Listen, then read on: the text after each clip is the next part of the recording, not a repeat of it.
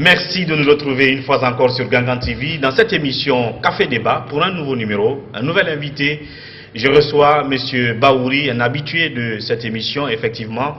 Il est vice-président de l'UFDG en procès, effectivement, avec ce parti et de plus en plus engagé à mobiliser autour de lui des militants de l'UFDG, mais aussi de nouveaux adhérents pour, selon lui, prendre les rênes de ce parti.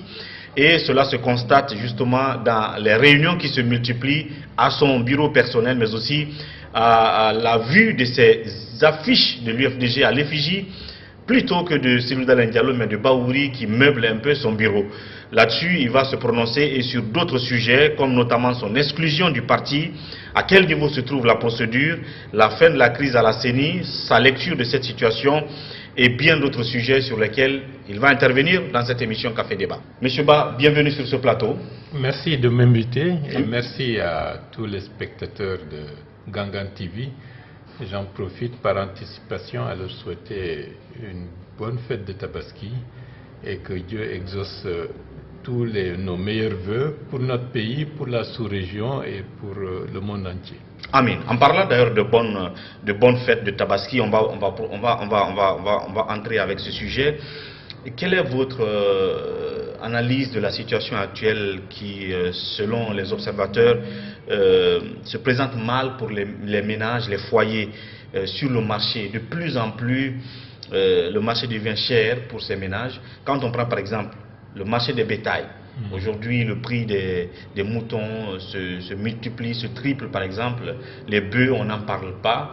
Et sous le silence du ministère, par exemple, de l'élevage. Qu'est-ce que vous en dites? Est-ce qu'il y a une alternative qui peut venir de ce ministère pour éviter ce genre de difficultés à l'avenir? Bon, vous savez que derrière une action publique, il y a beaucoup d'interférences. Un seul ministère ne peut pas concentrer tout le paquet d'actions à mener pour régler le problème. Par exemple, la question de la cherté de certaines denrées durant cette période de fête, c'est beaucoup plus le ministère du Commerce. Mais au niveau du ministère du Commerce, dès que vous approfondissiez un tout petit peu, ils vont vous sortir la question de la situation macroéconomique. Donc c'est le ministère de l'économie et des finances qui est impliqué, etc., etc. Donc c'est de manière globale qu'il faut voir les choses. Mais ce que j'ai constaté... C'est quand même une réalité. C'est une réalité. Ça fait que beaucoup de ménages ne peuvent pas immoler de moutons ou de bœufs parce que les prix se trouvent au-delà de leur portée. Bien entendu, il y a beaucoup de choses qui sont au-delà de la portée du citoyen le plus ordinaire, parce qu'avec une inflation qui a fait que le pouvoir d'achat s'est fortement détérioré depuis des années, et puis des revenus qui sont toujours en manque, et puis aussi des conditions de vie qui obligent les pères de famille, les chefs de famille à faire, disons, l'arbitrage entre ce qui est utile et ce qui est transitoire. Ils préfèrent gérer ce qui est essentiel, la nourriture quotidienne, la rentrée des classes, et le loyer, le transport. Donc cette fête de Tabaski vient à une période assez difficile, dans un contexte où, je dois dire, socialement et économiquement, ce n'est pas du tout facile pour la grande majorité des ménages de notre pays. Bien, le premier sujet, c'est notamment le dossier de votre exclusion de l'UFDG. Il n'a pas encore connu son épilogue, sa fin, et donc à chaque occasion, il faut qu'on en parle. À quel niveau se trouve aujourd'hui la procédure d'exclusion de Bahouri de l'UFDG? Est-ce que la justice est en train de travailler? Est-ce que la justice a rendu une certaine décision? Qu'est-ce qu'on attend au juste? Disons, ce n'est plus la procédure d'exclusion qui est en cours. Enfin, le dossier d'exclusion. C'est une autre procédure qui est en cours. La justice, le 3 mars 2017, a indiqué à travers le tribunal de Dixine que la décision est illégale et n'est pas en conformité avec les textes du parti et par conséquent est de nul effet. Donc, ça c'est en première instance. Les gens de l'autre côté, ils n'étaient pas contents. Ils ont interjeté appel. Les avocats de... Non, pas les avocats. l'UFDG. Non, pas les avocats de l'UFDG, les avocats de l'autre groupe. parce que je suis de l'UFDG. Donc les avocats de Cellou Dalein, alors. Bien entendu. Ils ont interjeté appel. Cela veut dire ils ont dit à la justice que la procédure de décision de la première instance n'est pas en conformité avec les règles de droit. Et c'est la raison pour laquelle ils ont fait appel devant la Cour d'appel de Conakry. La Cour d'appel de Conakry s'était déjà réunie autour de cette question il y a plus de 2 mois de cela. Comme on est encore dans les vacances judiciaires, le mois d'août, dès début septembre, on va réactualiser la procédure pour amener à ce qu'on tranche définitivement cette question au niveau de la Cour d'appel de Conakry. Et à ce niveau-là, comme je l'ai toujours dit, c'est le droit qu'on défend, c'est la vérité qu'on recherche et la justice doit être en conformité avec le droit. Et de ce point de vue, de mon côté, il n'y a aucune inquiétude et la panique, c'est surtout de l'autre côté. Ça, c'est pour le côté, l'affaire.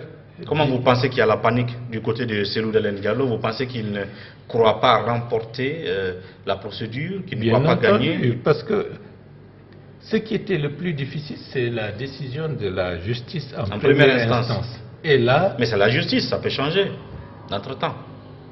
Vous savez, la justice en première instance va pour poser les questions de fond. Lorsque vous faites appel, la question qui est posée, est-ce que la décision de la première instance est conforme aux règles de droit?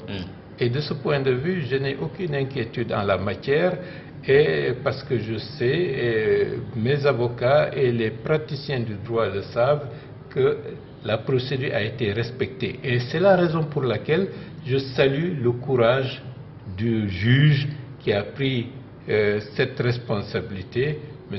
Ibrahima Khalil Diakité, qui a eu la responsabilité de dire le droit, rien que le droit, malgré des pressions multiples qui pesaient sur lui pour aller dans un autre sens. Donc il faut s'attendre à cette dernière décision, en tout cas liée au dossier qui vous a exclu de l'UFDG. Il faut s'attendre à la dernière décision dans le mois de septembre à venir. On fera en sorte que ça se fasse le plus rapidement possible, mais comme je ne détiens pas les clés de l'agenda de la Cour d'appel, on ne peut que leur demander d'accélérer la procédure. En tout cas, vous espérez que c'est vous qui allez l'emporter, et dès que ce sera fait, comme vous l'espérez, c'est-à-dire qu'on confirme la décision en première instance, ça veut dire que vous réintégrerez tout de suite l'UFDG. Et vous êtes en train de vous préparer à cela? Bien sûr, parce qu'il faut se préparer. L'autre camp ne cherche pas à gagner.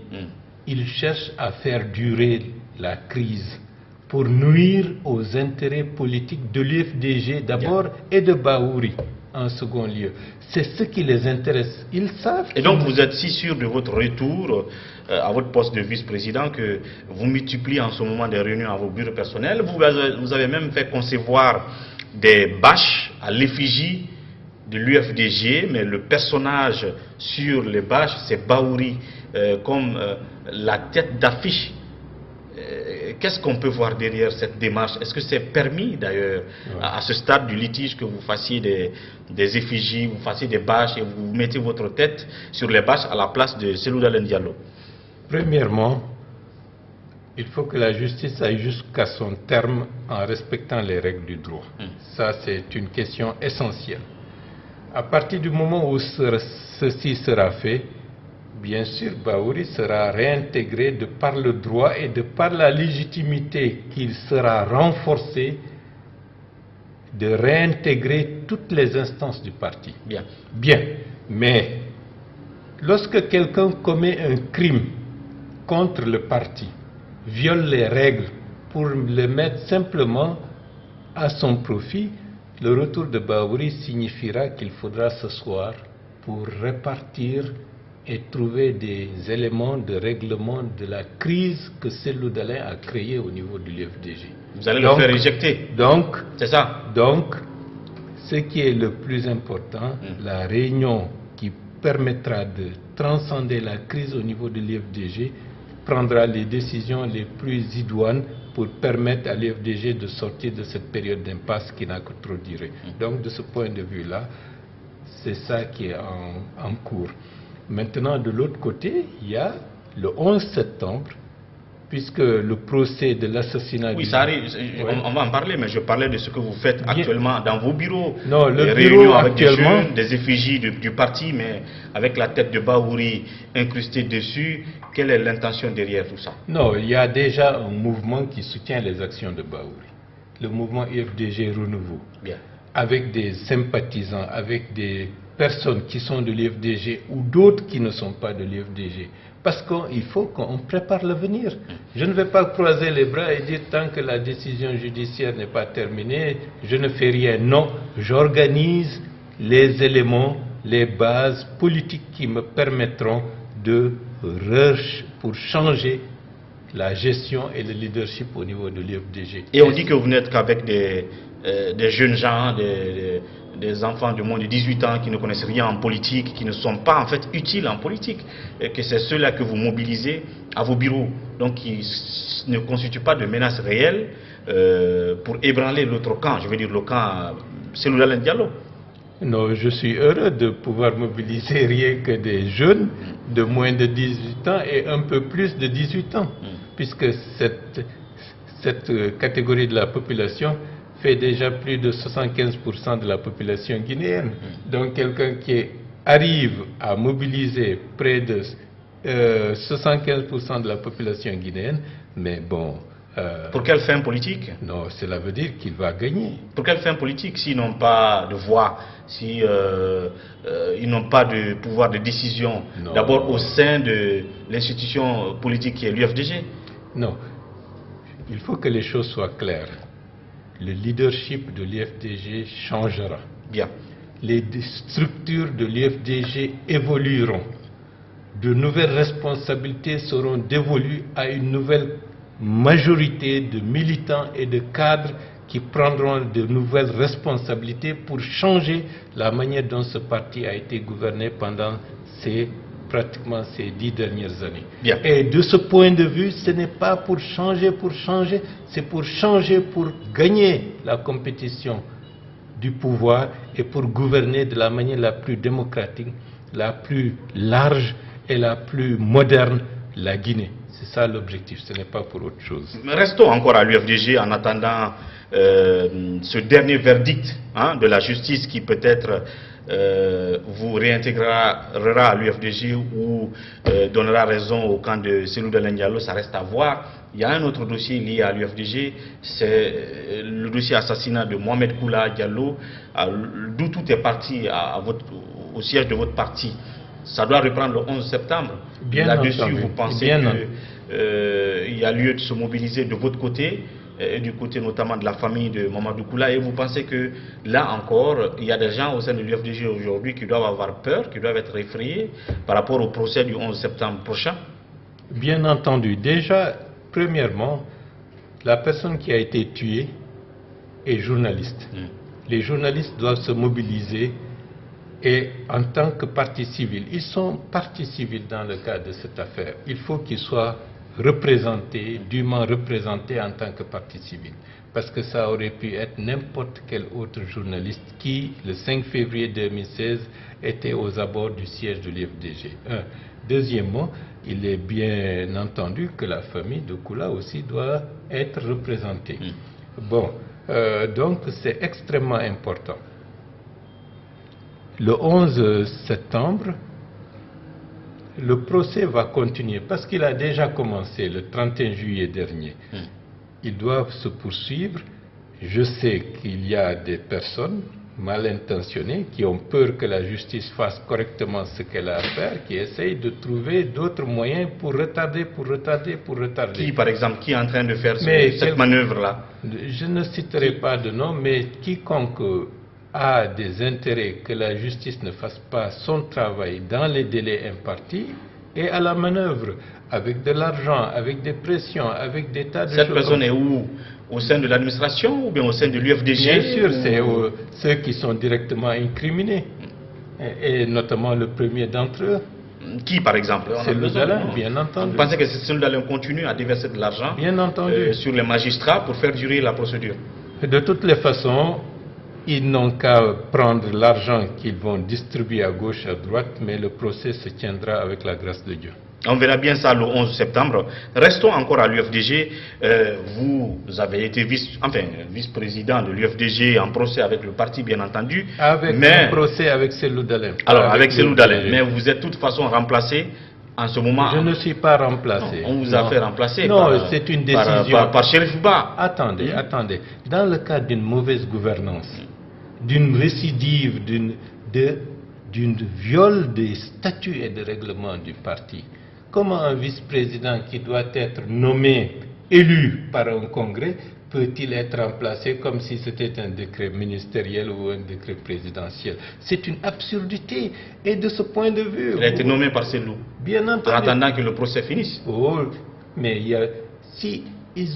la règle... Et en attendant notre congrès, bien sûr. La règle veut que dans le cas d'espèce... Que votre chaise reste vide. Soit que ça reste vide, ou qu'un vice-président élu par le congrès puisse assumer l'intérim. Mais pendant ce temps, il n'y a pas encore de congrès. Non, il y avait eu un congrès en 2013. Oui, je veux dire. Il y a des vice-présidents qui ont été élus dans les règles. Donc un autre vice-président... Un autre vice-président élu assume l'intérim d'un vice-président qui soit est décédé, soit est absent momentanément. C'est ce qui est dit dans les textes de l'UFDG. Bien entendu, et c'est ça les règles de minimum de bonne gouvernance. Bien. Mais comme on est dans une gouvernance qui ne respecte aucune règle, c'est ce que nous constatons. Bien, ma question c'est... Mais je dois dire que de ce point de vue, je n'ai pas d'inquiétude. Le droit sera dit, la légitimité sera renforcée. Et l'une des raisons fondamentales pourquoi nous voulons changer le leadership au niveau de l'UFDG, c'est cette mauvaise gouvernance qu'on vient de constater. Ma question, ce n'était pas tant qui vous remplace aujourd'hui ou comment on l'a mis là, c'est ce qu'il a dit récemment, justement. Je parle de Chérif Ba, qui est vice-président actuellement de l'UFDG. Vous avez été dans le passé ministre de la Réconciliation. La dernière fois qu'ils ont fait cette manifestation à Kagbele, au siège de Madou Silla, où M. Chérif Ba a dit qu'Alpha Condé a fait exclure de l'administration guinéenne des milliers de Peuls. C'était un mot qui a sonné mal aux oreilles de certains, comme quoi c'était trop ethnocentriste, c'était même gravissime si ce n'est pas prouvé. Vous, quelle analyse vous pouvez faire de ces propos? Je dois dire, vous savez, il y a des gens qui veulent ramener le débat politique à un débat entre communautés ethniques. Et personnellement, je me suis toujours insurgé et opposé à cette logique. Maintenant, le débat est en train de les dépasser. Le débat devient autre.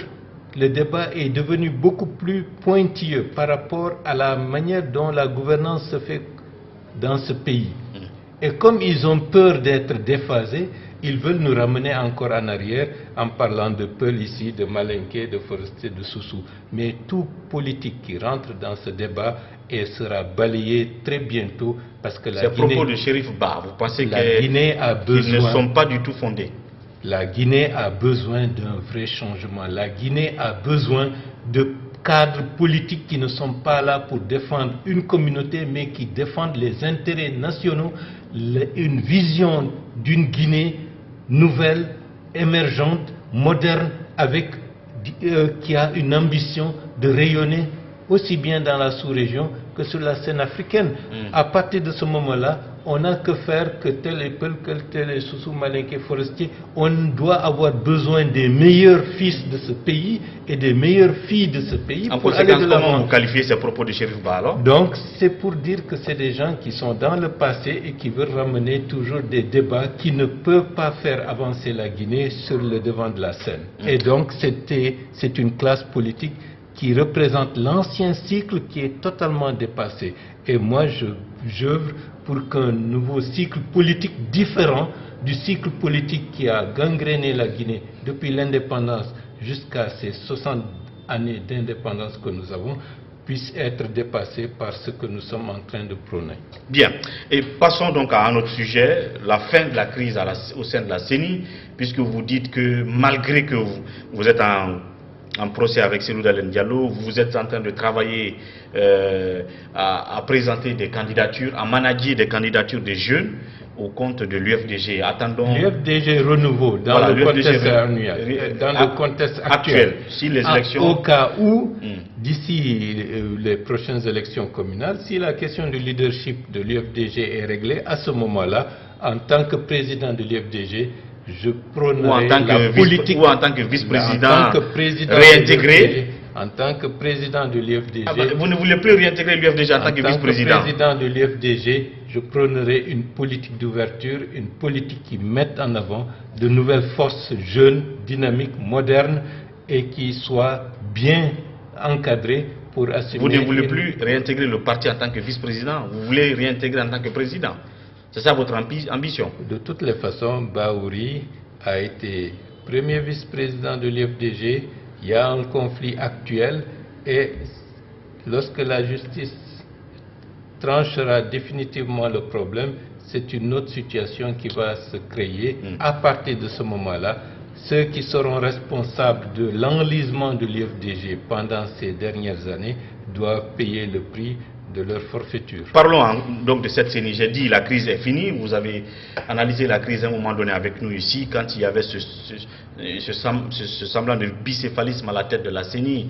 Aujourd'hui, Kébé a été donc conforté par la décision de la Cour constitutionnelle et est en train de travailler sur le terrain pour présenter un chronogramme pour les élections locales à venir. Ils sont en train de travailler sur le dossier d'appel d'offres pour la structure qui va donc toiletter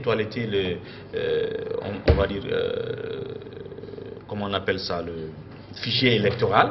Quelle est votre réaction à cette fin de la crise à la CENI? Non, c'est une bonne chose et je pense que le Conseil constitutionnel a assumé ses responsabilités en la matière, donc tant mieux. Mais la question de fond demeure pour que la CENI ne traîne pas les travers que les lois lui ont imposés. Je veux être clair, il faut qu'on fasse le bilan en profondeur. Pourquoi les CENI ont des problèmes dans notre pays? Ça, c'est une problématique qui mérite débat, un débat profond. Ça mérite débat pour tirer les leçons et envisager les meilleures pratiques et les meilleures dispositions pour qu'on tourne la page de ces crises récurrentes qui font que notre pays politiquement a des difficultés de sortie de crise la plupart du temps. Ça, c'est un débat qui peut se faire, qui doit se faire à temps opportun. Mais maintenant qu'on est dans le besoin et disons même dans l'urgence électorale, qu'est-ce que vous entrevoyez pour cette CENI actuelle avec à sa tête Maître Kébé? Vous pensez qu'il faut les laisser tranquilles, organiser au moins ces élections locales? Non, de toutes les façons, en 2017 là. Aujourd'hui, il faut parer au plus pressé. Le plus pressé, il faut que ce pays ait des conseillers communaux élus et représentatifs de la volonté populaire de la manière la plus large. Donc c'est ça qui est essentiel. Et l'année 2018, c'est une année électorale. Il y a les élections législatives qui sont également dans le cadre de l'agenda électoral, dans exactement un an jour pour jour. Donc il y a des urgences de ce point de vue. Il faut être efficace, il faut être suffisamment, j'allais dire, pragmatique pour organiser des élections incontestées et incontestables. Et donc, quel est le défi que vous pensez que cette équipe de Kébé doit pouvoir relever avant qu'on ne pense à revoir la CENI ou à la remplacer? Non, d'ores et déjà, il faudrait parvenir à organiser des élections communales et des élections législatives de la manière la plus incontestable. Si ceci est fait, ça permet au pays de souffler et de savoir que l'avenir deviendra autre pour envisager le tournant majeur de l'émergence d'un nouveau cycle politique qui fera découler la Guinée. Est-ce que vous avez tout de même une certaine confiance à cette nouvelle donne que va incarner Kébé et à la CENI pour ces élections locales à venir? il faut être pragmatique, il faut être présent, il faut suivre, il faut être, j'allais dire, pas dogmatique, mais il faut être prêt à pousser dans le sens de la transparence, dans le sens de l'implication de la grande majorité de nos compatriotes pour choisir les hommes et les femmes qu'ils souhaitent les représenter et les diriger, tant au niveau local qu'au niveau de l'armature de la prochaine Assemblée nationale. Bien.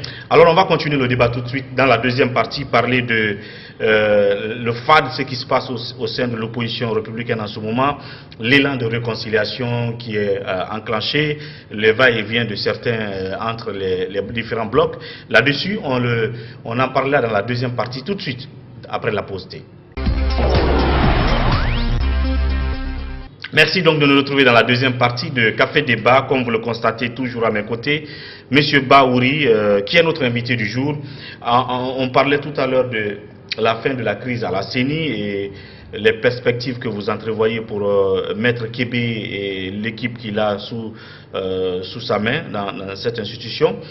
Entre-temps, on va parler de l'opposition républicaine, parce que ce sont là les acteurs du processus électoral en tant que tel. De leur côté, il y a, comment on va dire, ça bouge dans tous les sens.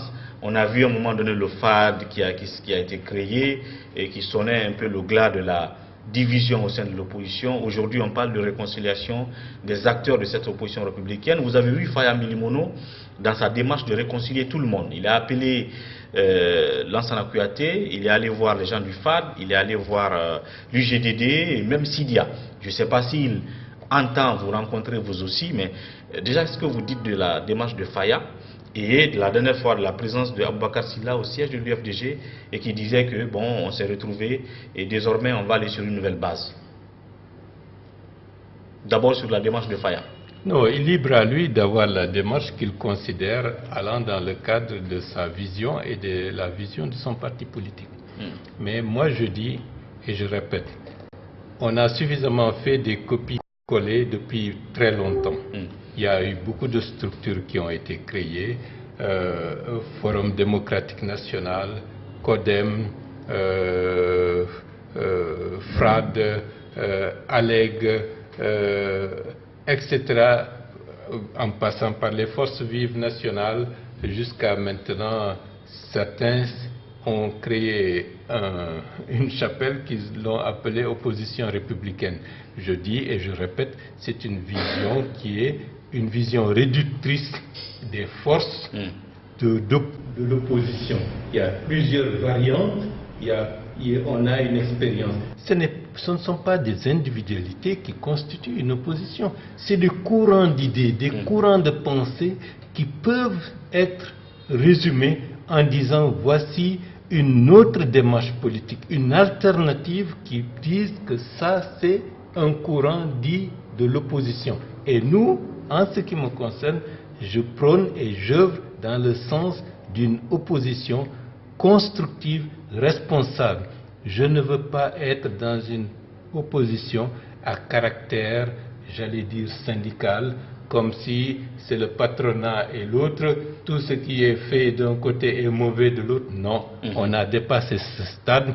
On est dans un contexte où il faut amener des hommes et des femmes à être beaucoup plus responsables. Donc ce qui se passe aujourd'hui dans l'opposition, comment vous qualifiez? Mais ça c'est la mort. L'image d'une opposition en Guinée? Non.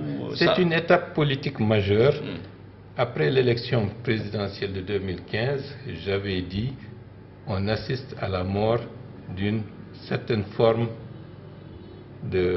d'opposition. Et ce que nous constatons aujourd'hui, vous savez...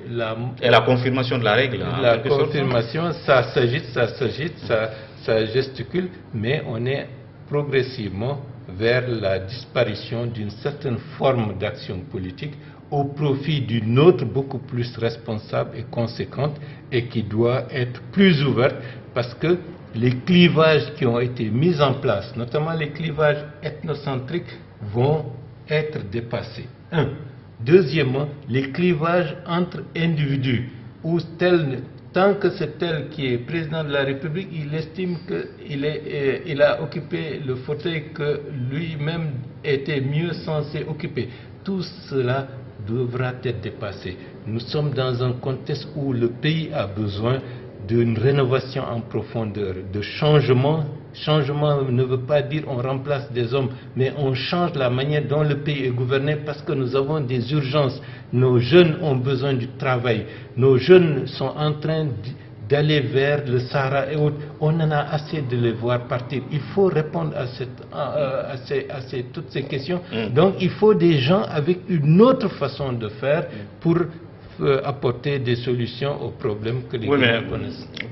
Et c'est la raison pour laquelle... Pendant ce temps, ces mêmes acteurs sont là, Sénou Dalein est là, Faya est là, mais il y a d'autres acteurs. Lansana Kouyaté est là, vous êtes là, si vous voulez être dans l'opposition, il faut que vous conjuguiez avec les mêmes acteurs. Ça, c'est une opposition. Sénou Dalein Diallo aujourd'hui incarne légalement d'ailleurs, c'est pourquoi on l'a choisi comme chef de file de l'opposition guinéenne. Alors, il a tout de même un défi peut-être de mobiliser tous ces gens autour de lui, non, pour avoir une opposition forte à l'horizon 2020 pour une alternance, si c'est la même alternance que vous souhaitez aussi pour le pays. On ne souhaite pas la même alternance. Il y a certains qui rêvent de ramener la Guinée là où elle était il y a 20 ans. Non, ça dépend de ce qu'ils feront de la Guinée quand il y aura alternance. Je veux dire, vous souhaitez tous une alternance en 2020. Pour ça, il faut une opposition forte. Chacun...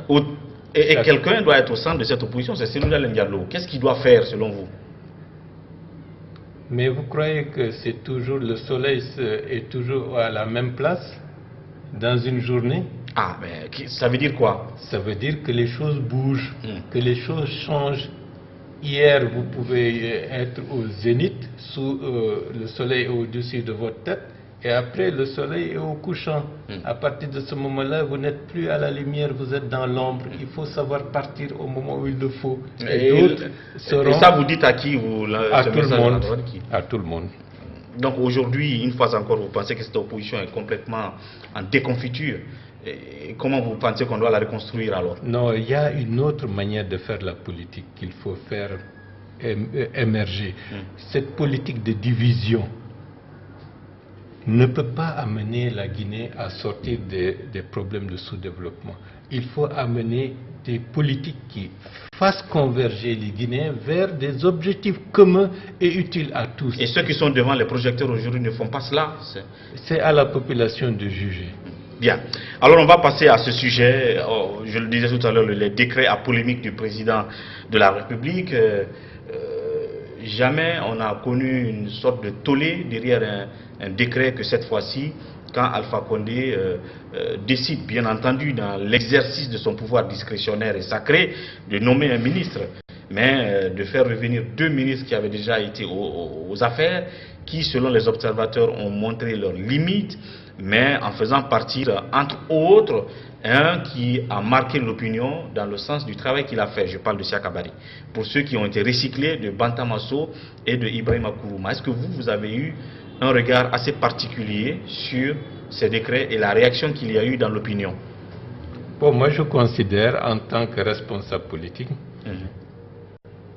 le président de la République et son Premier ministre sont les seuls responsables de la composition du gouvernement. Et la Constitution le leur accorde, et en conséquence, s'ils jugent qu'il est nécessaire de faire des modifications ou des changements, c'est tout à fait normal. Oui. Et les politiques que les ministres mènent ne sont pas des politiques d'un ministre, ce sont les politiques du gouvernement. Donc, de ce point de vue, je pense qu'il y a une fausse, disons, polémique qui a été créée, parce que très souvent dans notre pays, malheureusement, on personnalise les débats politiques. Et oui, mais ce que je ne comprends pas, c'est que M. Baouri a l'habitude de dire qu'il ne faut pas toujours s'attaquer aux individus. Effectivement, quand on a un problème en face, et le problème que nous avons en face chez nous, c'est la mauvaise gouvernance, c'est l'enrichissement illicite, c'est le vol des deniers publics. Bref, cette mauvaise gouvernance-là est due donc à une mauvaise politique. Mais si on se met à recycler des gens qui n'ont pas fait de la bonne gouvernance là où ils étaient, qui ont été soupçonnés d'avoir détourné des deniers publics, ainsi de suite, et qu'on les recycle, est-ce que vous pensez que là, la gouvernance elle est bonne, que vous pensez que le système il est bon, que la politique qui est exercée elle est bonne, c'est ça la question. Déjà, il ne faut pas jeter la pierre à quelqu'un alors qu'il n'est pas judiciairement prouvé qu'il a procédé à des malversations. Quand je prends le cas d'Ibrahima Kourma, on a vu le président de la République lors du dernier examen, en tout cas que ce monsieur a organisé, dire qu'on a fait une économie de 40 milliards de francs guinéens. Alors, ça veut dire que les années qui ont précédé, pendant lesquelles il a organisé les mêmes examens, il y a eu des déperditions de plusieurs fois 40 milliards.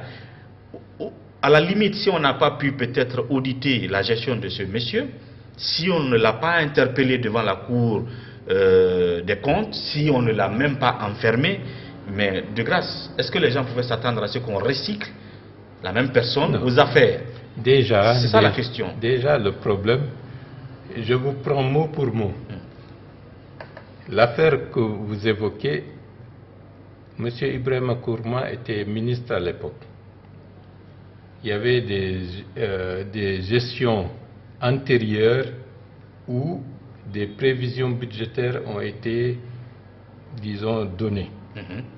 Au cours d'une année, il s'est avéré qu'avec une meilleure prise en compte de certaines réalités, des économies ont pu être dégagées.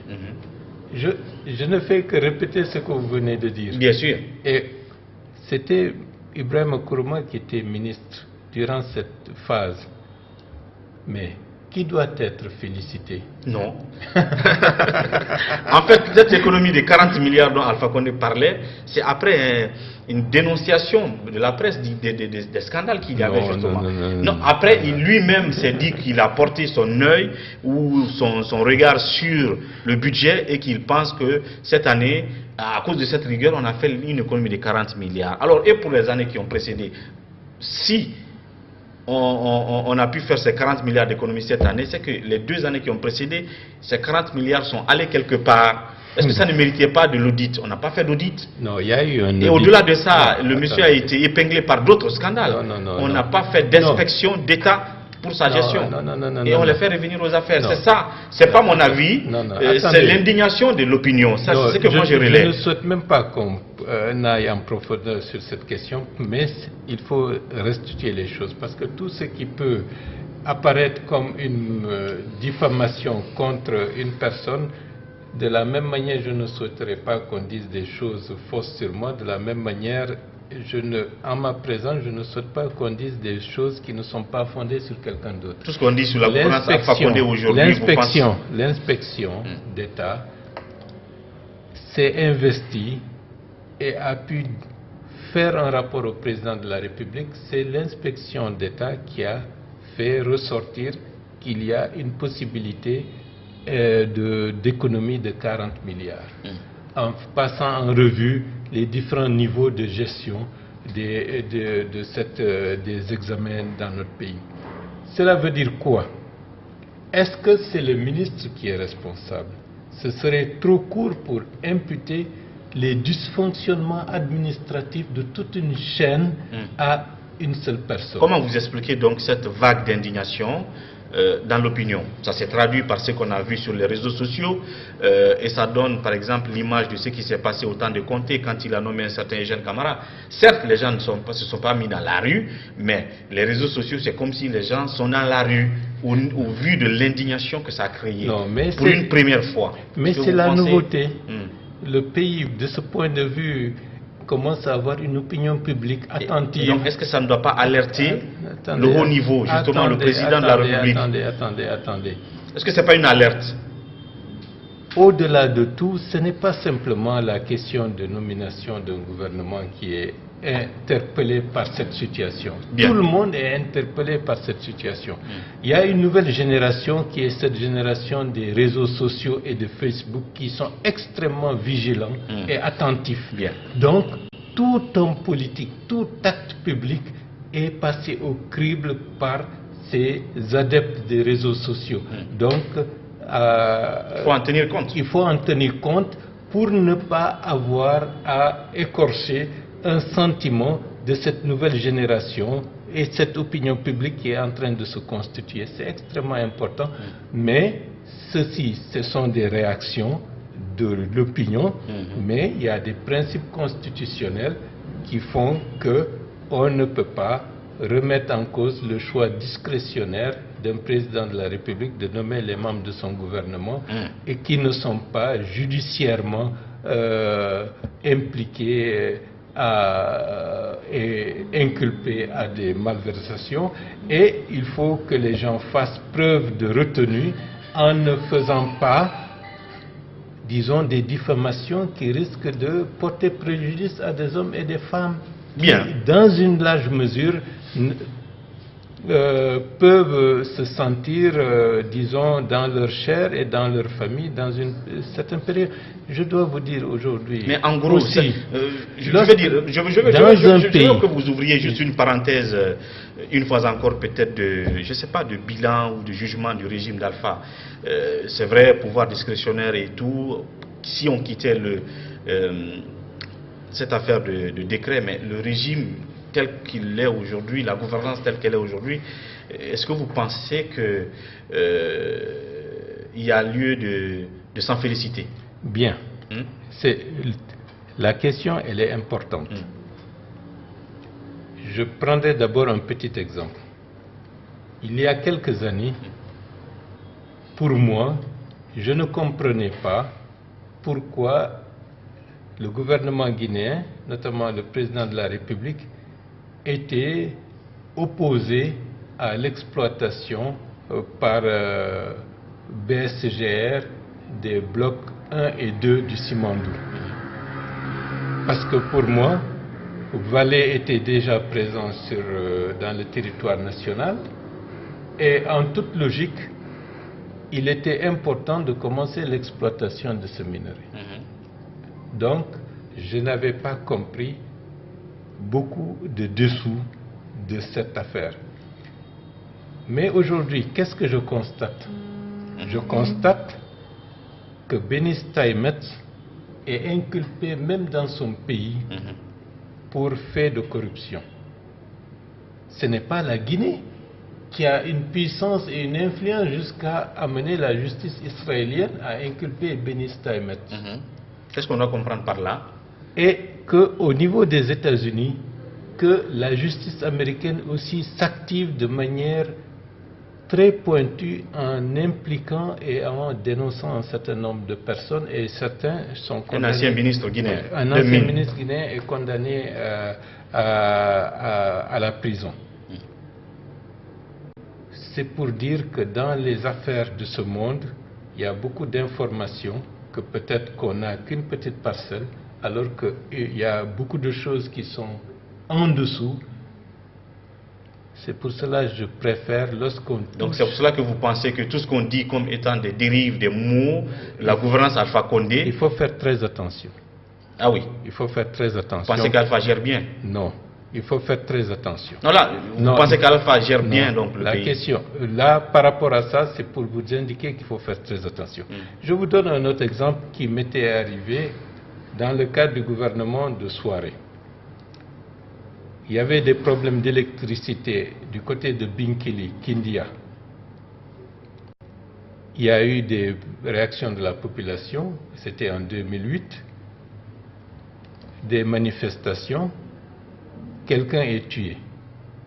Le rapport qui est venu des autorités locales et du gouvernorat et même des autorités militaires, c'était une altercation entre citoyens.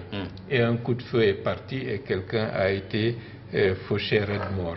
C'est l'information qui est arrivée jusqu'au niveau du Premier ministre Soirée à l'époque et qui a été partagée au reste du gouvernement. 2 jours après, qu'est-ce qu'on a appris? On a appris la vraie version. Que c'était des forces de l'ordre qui ont tiré et qu'un des citoyens a été abattu. Donc c'est pour vous dire que lorsque vous êtes à la tête d'un pays où vous avez des responsabilités, il faut faire très attention aux informations qui vous parviennent, parce que parfois certaines informations peuvent être sciemment orientées pour vous apporter de fausses informations. Et si vous ne faites pas attention, vous tombez dans le piège. Donc Alpha Condé est dans ce piège. Donc, non, ça C'est un exemple. C'est un exemple que je donne. Maintenant, de manière globale. Mais qui peut être. Maintenant, de manière globale. Qui dédouane Alpha Condé. La manière globale, la gouvernance de la Guinée d'aujourd'hui. Par Alpha Condé. La gouvernance de la Guinée d'aujourd'hui, vous ne pouvez pas la dissocier de la gouvernance d'il y a 30 ans, 40 ans. Mais la responsabilité de ceux qui gèrent aujourd'hui, il faut quand même la relever, il faut il faut la mettre sur la place publique. On ne va pas faire toute l'histoire de la Guinée pour expliquer la gestion d'Alpha Condé, M. Ba. Cela veut dire que c'est un processus. Si vous prenez que ceux d'aujourd'hui sont en train d'empirer. Si vous prenez un processus alors que le processus était déjà engagé et vous êtes rentré dedans, vous finirez par poursuivre ce processus. C'est la raison pour laquelle j'ai dit, et je le répète, il y a un cycle politique qui a gouverné la Guinée de l'indépendance à maintenant qui est en train de dépérir. Et un nouveau cycle vertueux doit émerger. C'est très clair. Malheureusement, ce nouveau cycle... que, bon ou mauvais, dans le cadre d'un cycle politique qui est globalement marqué par l'autoritarisme, par la malgouvernance, par le mépris pour les intérêts fondamentaux de la population, dans ce contexte, quelle que soit votre bonne volonté, vous ne pouvez pas faire avancer les choses. Au contraire, il faut travailler à faire émerger un cycle novateur, un cycle nouveau pour les prochaines 60 années de la Guinée. Malheureusement, ce cycle actuel est tellement en train de pourrir la situation au point que les ordures tuent les hommes. Et c'est là où on vient au cas. C'est là où on vient au cas du drame de Dar es Salaam. Bien entendu, mais qu'est-ce que vous dites de ce qui est arrivé à Dar es Salaam où une montagne d'ordures se déverse sur des gens? Tout cela, c'est le constat de ce qu'on vient de dire. Il y a un cycle politique de l'indépendance à maintenant qui a gouverné et qui n'a pas mis au devant des intérêts fondamentaux des populations. Le cas de Dar es Salaam, comment vous l'expliquez? Le cas de Dar es Salaam rentre dans ce cadre. Dans le cadre d'une ville, au cœur d'une ville, une décharge qui s'accumule, qui monte, qui monte, qui monte, qui monte. Les responsabilités sont pratiquement à tous les niveaux. La commune qui est... À des degrés différents? Non. La commune... Elle est la principale responsable. La commune de Ratoma. Elle est la principale responsable. Ça se trouve dans sa zone. Et les responsabilités de la commune, c'est quoi? Les déchets, l'assainissement, la sécurité des populations relèvent avant tout de la commune. Si vous constatez qu'il y a un danger qui menace vos concitoyens, vous ne faites rien, à partir de ce moment-là, votre responsabilité est engagée. Même si vous avez hérité de la situation. Le danger a été constaté quand? Donc, je dois dire que la décharge de Dar es Salaam, d'abord, c'est la responsabilité de la commune. Bien. La sécurité des populations relève avant tout de la commune. Mais la commune n'est pas la seule responsable. La question des déchets, la question des risques, des catastrophes qui doivent être analysées, est du ressort gouvernemental.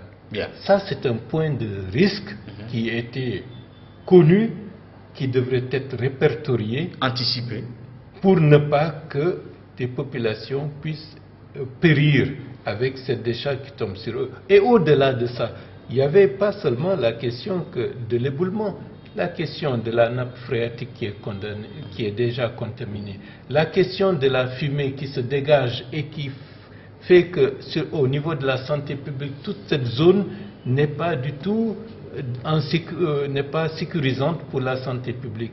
C'est des dispositions qui ne devraient pas attendre longtemps avant que des mesures soient prises pour faire en sorte que la question de la santé, que la question de la sécurité soit prise en compte pour prendre les décisions. Donc, tout au long de la chaîne, l'irresponsabilité a prévalu. Bien.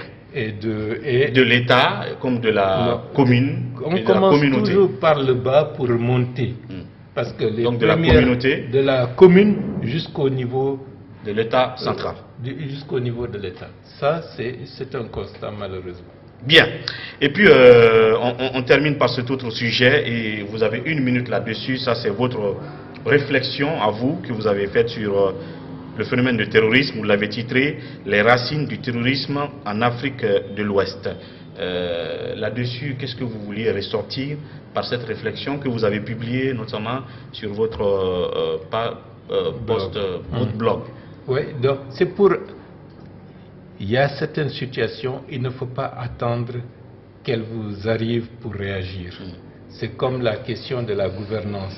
La question du terrorisme, il y a un terreau dans l'Afrique de l'Ouest qu'il ne faut pas négliger. La question de la pauvreté, la question de la construction d'un vrai État. Nous avons des États qui ne correspondent pas aux attentes et aux besoins fondamentaux des populations. Donc, il ne faut pas s'attendre à ce que ces États, que les sociologues indiquent comme des États à caractère néo-patrimonial, c'est-à-dire que ceux qui arrivent au pouvoir ne cherchent qu'à se remplir les poches au détriment des intérêts de la population, puissent nous apporter le bien-être et satisfaire les intérêts les plus larges des populations. Donc si on rêve de ça, on se trompe. Bien. Donc il faudrait changer de paradigme, changer la manière de concevoir nos puissances publiques, réorganiser les structures étatiques et les institutions pour que ces institutions répondent avant tout aux besoins fondamentaux des populations. Si vous mettez ça en avant que la décharge de Dar es Salaam soit à ce niveau-là, la question de la sécurité, la question de la santé publique aurait exigé qu'on dégage la décharge ou que cette zone soit considérée comme zone non constructible. De même, si on en fait pour la bonne gouvernance des États, on serait épargné de ces menaces terroristes, de ces radicalisations. Parce que la radicalisation est due au fait qu'une grande majorité des populations se sentent abandonnées. L'État n'est là que pour les réprimer, l'État n'est pas là pour apporter la solidarité nécessaire, indispensable, pour montrer que nous appartenons tous à cet État en tant que citoyen. Et donc, de ce point de vue, il ne faut pas être étonné que des jeunes désœuvrés, manquent de perspectives, soient récupérés par des aventuriers qui les mènent dans des voies où c'est plus une dérive qu'une solution. Pardon. De la même manière, nos jeunes qui quittent notre pays pour aller traverser le Sahara, la Méditerranée, pour chercher l'Eldorado ailleurs, c'est le même réflexe. Beaucoup d'entre eux meurent, alors qu'on a dans notre pays, en Afrique de l'Ouest, dans cette Guinée, tout ce qu'il faut pour avoir des atouts, pour avoir un développement endogène qui va satisfaire aussi bien les intérêts des Guinéens que les intérêts des populations environnantes. Le pari est possible et c'est la raison pour laquelle je dis qu'il ne faut pas désespérer, mais il faut de l'effort, il faut changer la manière dont nous pensons les choses et refuser d'être embarqués dans des querelles inutiles entre des individualités, aussi brillantes soient-elles. Il faut changer de ce point de vue. Donc les racines de ce phénomène de terrorisme en Afrique de l'Est aujourd'hui se trouvent notamment dans cette mauvaise gouvernance, dans l'État qui ne vient pas en aide aux populations mais qui la réprime, ainsi de suite, et bien d'autres causes qu'on peut trouver à ce phénomène, qui a donc un peu de bon chemin devant lui si ces racines-là ne sont pas changées. Merci, M. Bao, d'être passé dans cette émission. À très bientôt. Merci beaucoup. À vous, merci de votre patience et de votre fidélité, et on se dit à très vite pour un autre numéro de Café Débat. D'ici là, on vous souhaite une très bonne fête de Tabaski et à très bientôt.